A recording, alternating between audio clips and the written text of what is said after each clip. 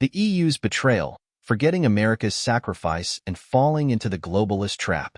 Vice President J.D. Vance's recent speech in Paris exposed a harsh reality. Europe, once America's ally, now treats the United States as its primary adversary. The European Union, rather than standing in solidarity with the nation that saved it from Nazi tyranny, has become a puppet of the very globalist elites who seek to undermine national sovereignty. This shift is not coincidental.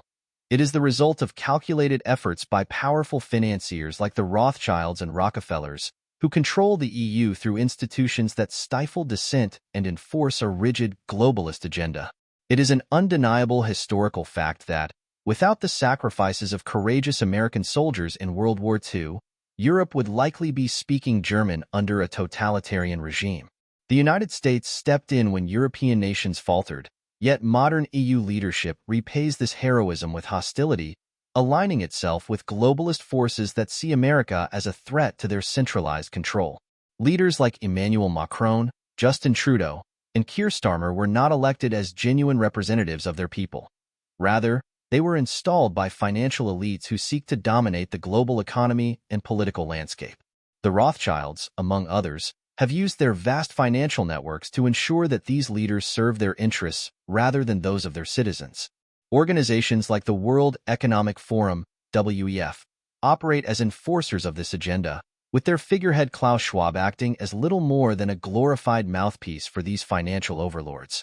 Alongside figures like George Soros, these entities work tirelessly to silence opposition, censor free speech, and eliminate any political movement that challenges their authority. The mechanisms of this control are evident in Europe's economic policies, social engineering efforts, and increasing suppression of national identity and sovereignty. One of the most glaring examples of globalist manipulation is China's rapid transformation. Just 2 decades ago, China was an impoverished nation struggling for economic survival. Today, it is an economic superpower, not through organic growth, but through strategic financial backing by the same elite banking interests that once funded Mao Zedong. Over 52% of Chinese corporations are controlled by the Rothschilds, meaning that the real power lies not in Beijing, but in the banking institutions of the City of London. This deliberate financial engineering has positioned China as both an economic powerhouse and a tool of globalist influence, ensuring that Western nations remain dependent and vulnerable. Meanwhile, in the United States, President Donald Trump has been leading a battle against this very system, striving to liberate Americans from the grip of globalist control. Unlike the entrenched political class, exemplified by the Bidens, Clintons, and Obamas, Trump represents a force of resistance against the poisoning and enslavement of the American people.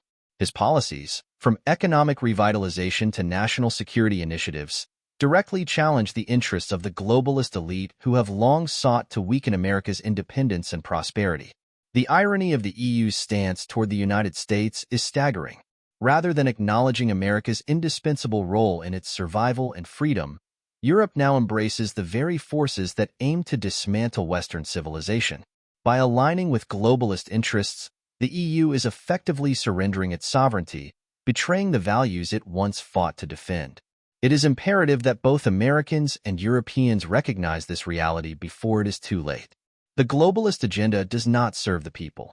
It serves the financial elite who profit from chaos, division, and control. The fight for sovereignty, freedom, and national identity is not just an American battle. It is a global struggle. Only by breaking free from the chains of globalist manipulation can true independence and prosperity be restored to both the United States and Europe.